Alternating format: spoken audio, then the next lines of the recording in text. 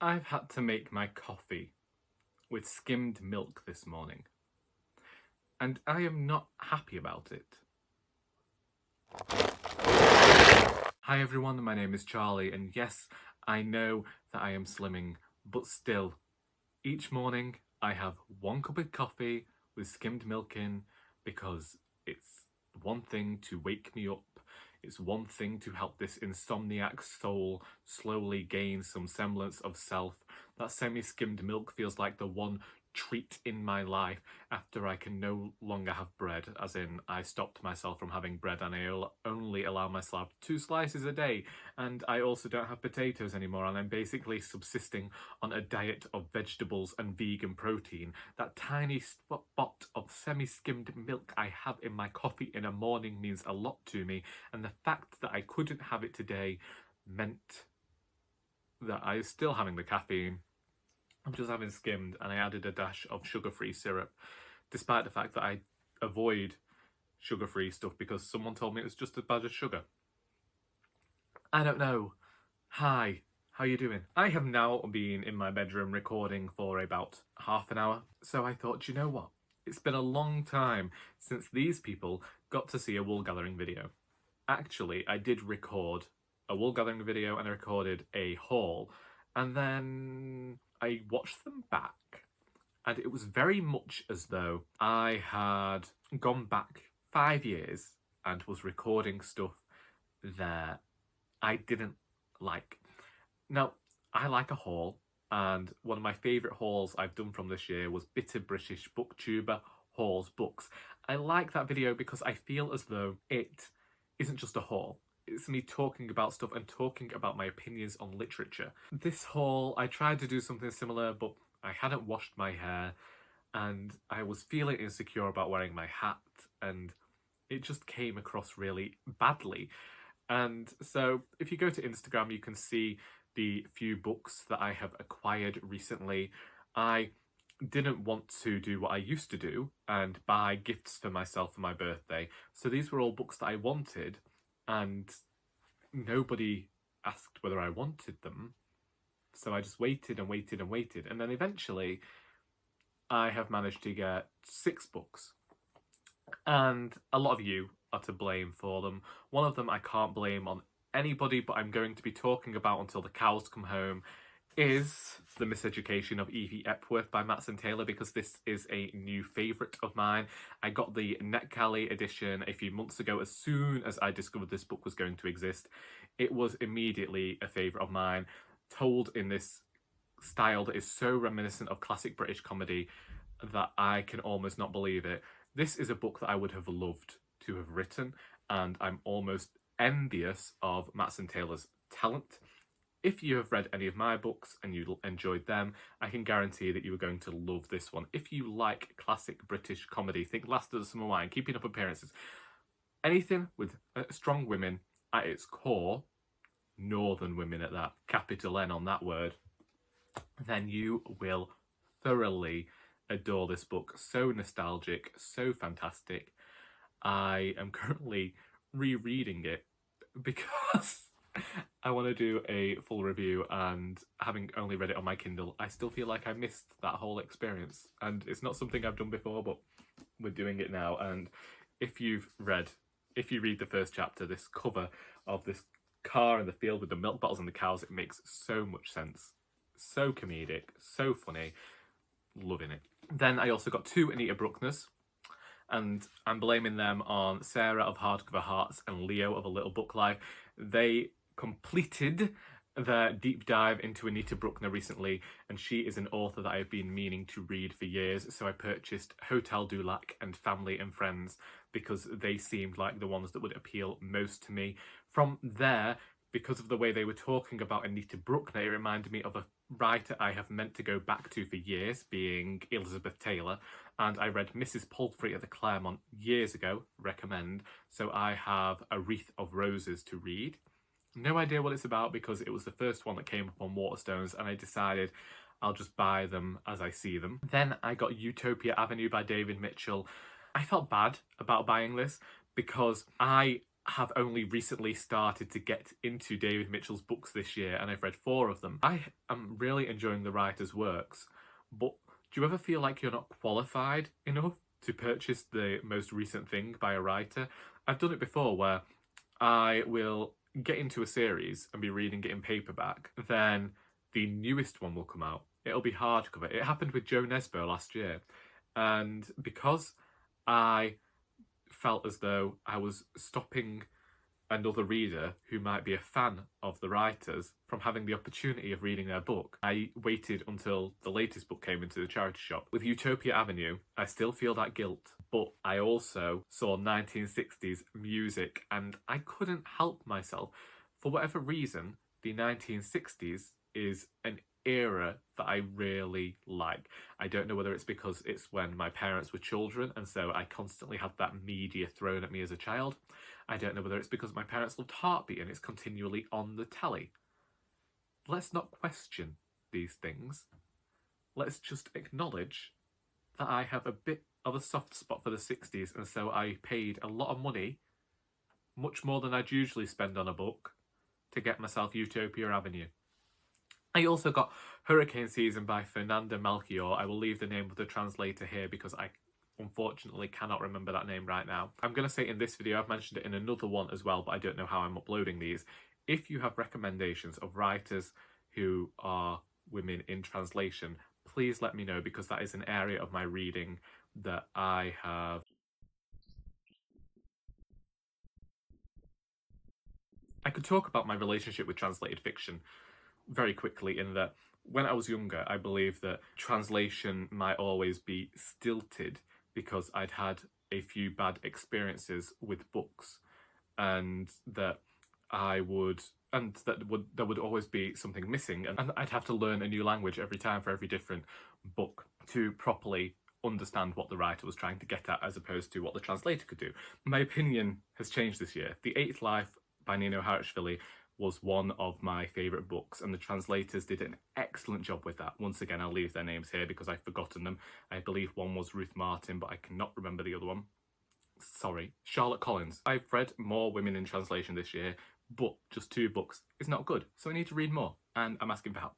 I know there's tons of videos on YouTube, I'll be exploring them as well. I'll be exploring websites. I'm looking for stuff that I would like. That's that point made. I haven't been at work this week.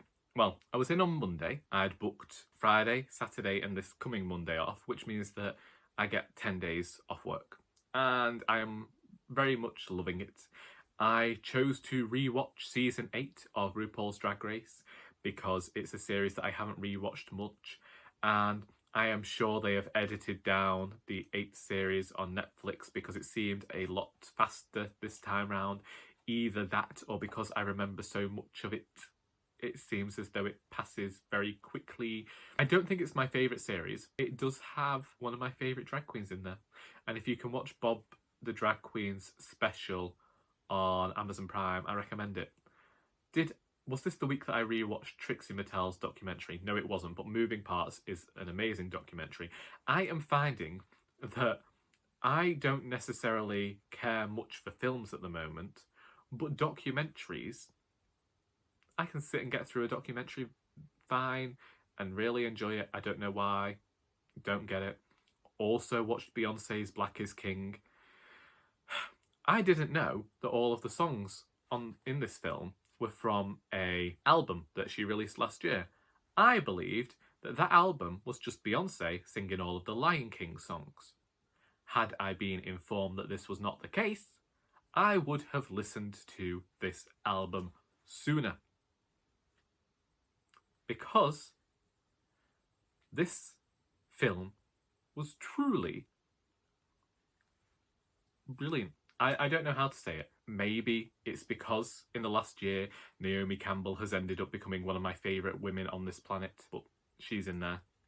And I just think that the cinematography, the songs, the dancers, the spotlight Beyonce was giving to black people, it was everything that I wanted in that film, and I can only imagine what it means to so many other people.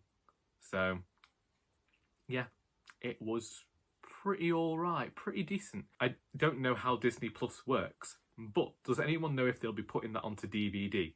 Simply because I have a older friend who I feel would really like it, but doesn't have the internet, only has a DVD player. So if you could let me know whether that's a thing that it'd one day end up on DVD, I'd very much appreciate it, because there is one person I'd really like to share it with and I can't. Also, I actually managed to do some writing of the final Doris book again this week. I know these updates are so few and far between because it seems that I've been talking about this book for so long. It is actually incredibly terrible that I'm nearly a year into writing this book and I only have about 40,000 words done now. I had a revelation whilst I was trying to sleep the other day, and I hate it when that happens. I hate when a burst of inspiration comes as I am trying to get off to sleep. I've had an issue with this book in that Doris still hasn't come out of this shell. She's still quite fragile after the events of Indisputably Doris, and she's not back to this very acerbic character that she was in the first book. And I know that I am writing a character who changes, and that's what I wanted. I released this myself. I didn't want this to be like your standard television comedy where the characters remain the same throughout. Whilst I love to see that myself, I wanted to show that characters could change and show that trajectory. And because of that, I know that I need Doris to have some of that behaviour similar to what she has in the first book, but I don't want her to lose all of the knowledge that she has gained about how to behave and how to treat people. At the start of this book, she's slowly coming back to herself, and then something happens and I know she's going to end up in the doldrums again, and I don't want this book to feel depressing. I still have humour in here, but I fear it's not the same humour that was in the first book. And then I'm lying in bed and I'm mulling all this over after I've just spent a day writing and planning and really working hard on sorting Doris out, because if you didn't know, as I'm writing Doris, I also have to take into account the timeline of the Alice Valentine books, which there is a whole plan for that, and there was going to be a huge finale book set in 2020, but that can't happen because otherwise I've got to set these books in an alternate universe, and I'm not about to start all that. After a day of planning, I'm lying in bed, I'm like, yeah, I can go to sleep now. I can do this. This is the time we go to sleep. And it didn't happen because Harold appeared and he was like, you've been worried about how to do this, haven't you? Well, here's what's going to happen. This scene you've been planning for ages, supposed to be a bit climactic. That scene there that you've been planning since you started, since 7 years ago you had the idea for this series. Well, listen to what's going to happen here. And he comes along and he says, so this is going to happen. And you'd expect Our Doris, you'd expect her to have this reaction because of everything that's happened. And do you know what happens? She goes the opposite way. Doris recognises that she is Doris. She recognises who she is, who she's been, and what she can do. And she tells it straight. Oh, well, great. Thank you, Harold. You've been in my head for nearly 10 years, and the first time you tell me something flaming useful, you wait until I'm trying to go to sleep. Either way, that's that problem solved. And eventually, in about 40,000 words, when I get to that flaming scene, Doris has a great monologue. Obviously, that could all change because I've written scenes before for books to slot them in at certain points, and then they've no longer fit with the thing that I was writing. So I've had to rewrite them, or I've rewritten them there and then and looked at them against one another and realised that I prefer the new version. It's just who I am. I tell you, writing is not a career you go into gently. And this entire week, whenever I get time off work, I think I need to be writing. It's just who I am. And this entire week, I felt like I've been doing what I want to be doing with my life. And that's how I feel whenever I have time off work. I want to be creating and I want to be writing. And I know that so many people say they don't want their jobs to be their writing, but I really do. I really like the idea of just being able to focus, and I can focus more when I don't have this obligation to be somewhere, this feeling like I could be called at any moment to go and do work, and that I am always somewhat on edge. I am lucky enough that I have a family that appreciate when I say I'm working and they just leave me alone. Because I like to work downstairs by the front window. And I know so many other people that if they're at home, people will come and chat to them and want them to do stuff for them. And I'm just lucky enough that if I say I'm working and I'm looking intent, that's it. In fact, I still haven't got over when my father made me a cup of tea 3 months ago because I was deep in the thick of working on Doris. It's just the kind things like that that stick in your head and make you like somebody. And if you didn't know, I bloody despise feelings. I was built to be apathetic. I wasn't built for emotions. Flaming, forget the Bee Gees, forget Destiny's Child. I don't want emotions to take me over.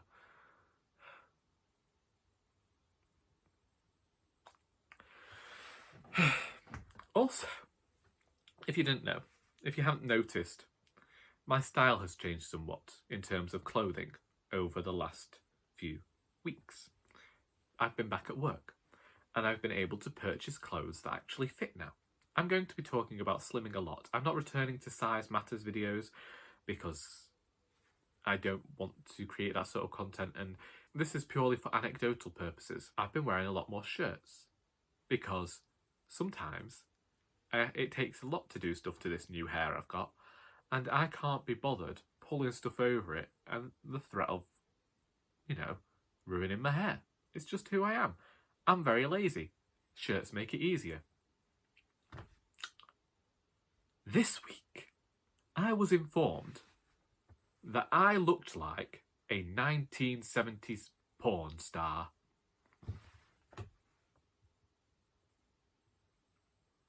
It's probably the best compliment that I've ever received. But still, I wasn't going for that. I was hoping to look a bit like I belonged in a bad 80s cop show. It's quite upsetting. You think you're making stylistic choices dependent on looking like one thing, and it turns out you're looking like another. And I just want to say, I would be quite happy to receive that sort of payment, but I would probably be more like Liz Lemon's prostitute in 30 Rock. 500 for touching, 10,000 for cuddling, end of list. Something like that, I'd be the world's worst at it, basically. High fees, little interest. Just who I am. Not interested. This body was created for comfort and laziness. Have I been reading much this week?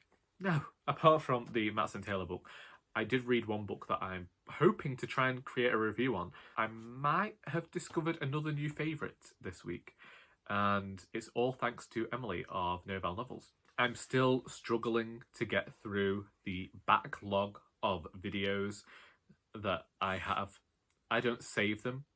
I go through it by searching for a booktuber and just watching their videos in bulk, and to discover that I was over a month behind on Emma Rosen Books videos was very upsetting, because I like to think that we're very supportive of one another, and so made it a priority to start watching her videos. Still have a lot to get through of Doris of Oldie Books. Missed an entire month of videos by Spinelli Speaks. We have Somebody Reads, Olivia's Catastrophe, It's Tiana T, Bow Ties and Books. We have Dane Reads.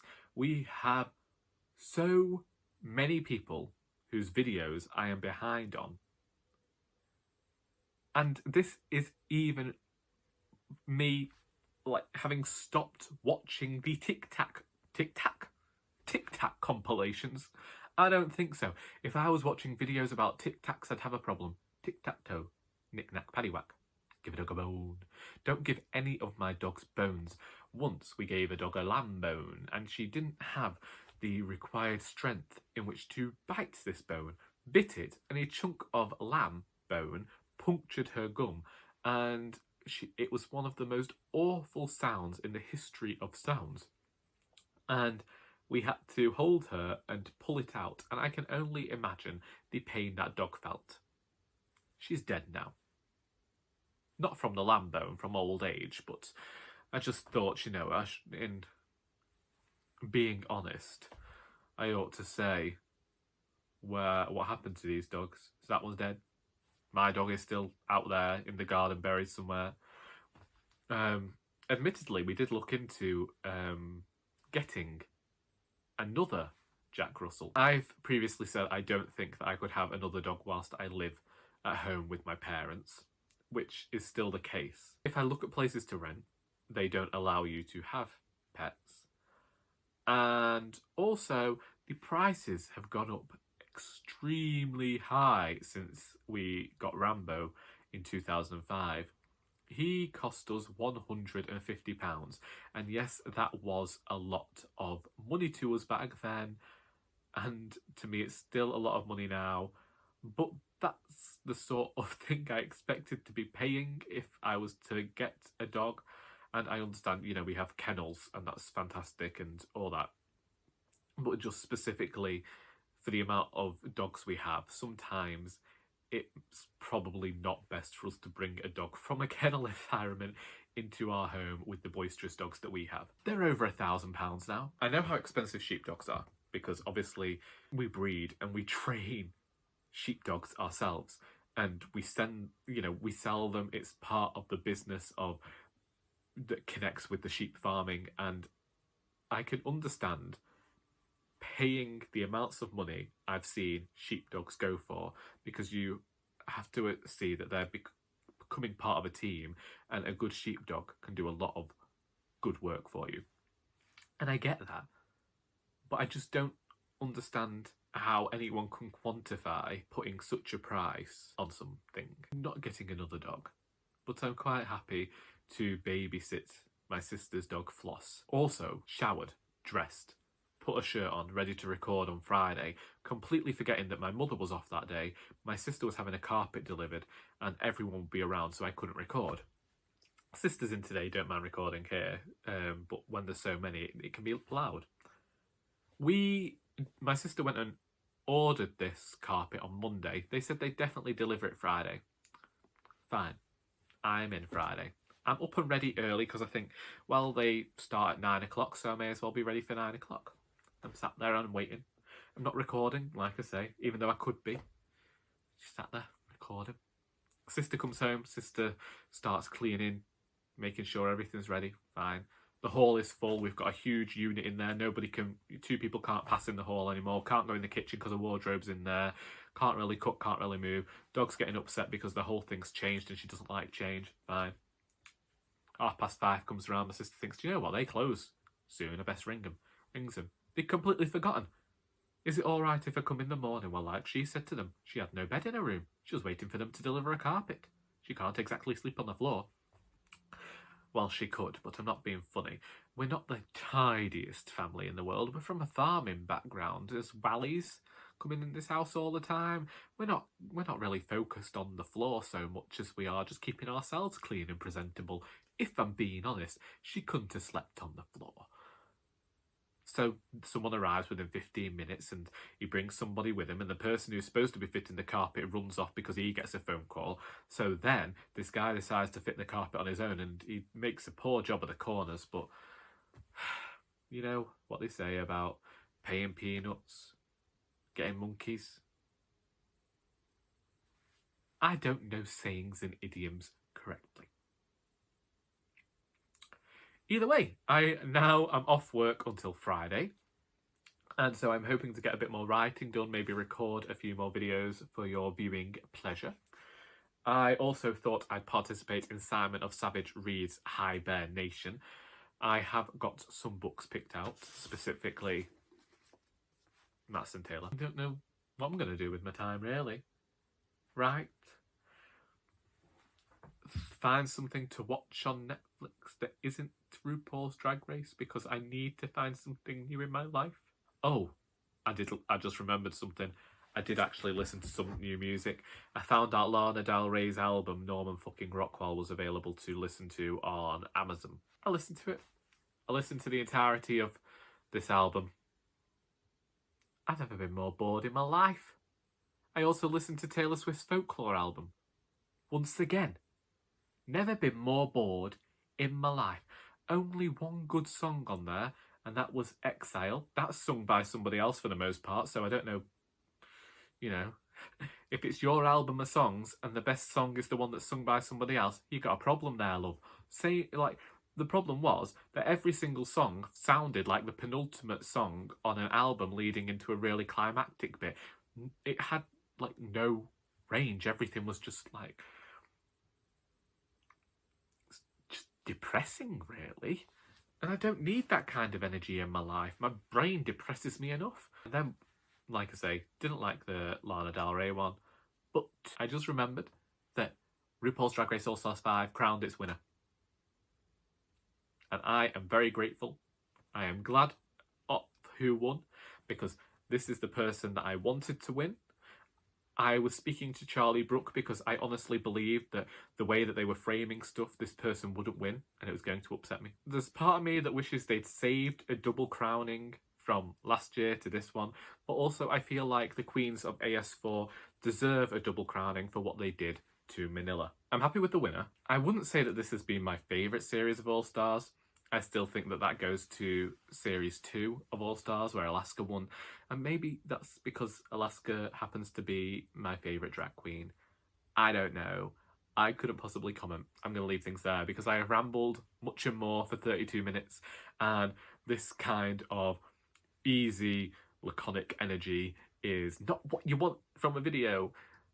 Oh god, I just remembered that I'm also behind on Juan's videos. Formerly Bookish Islander. Can't remember what his channel name is now. Just realised I've had something stuck between my front teeth for probably 3 videos now. Not sorry about it, because this is what you expect from me. Cheap clothes from a charity shop. Unpresentable. Poor. I hope that you got something out of this video besides sheer boredom. What you're reading, writing, watching, listening to. And until next time.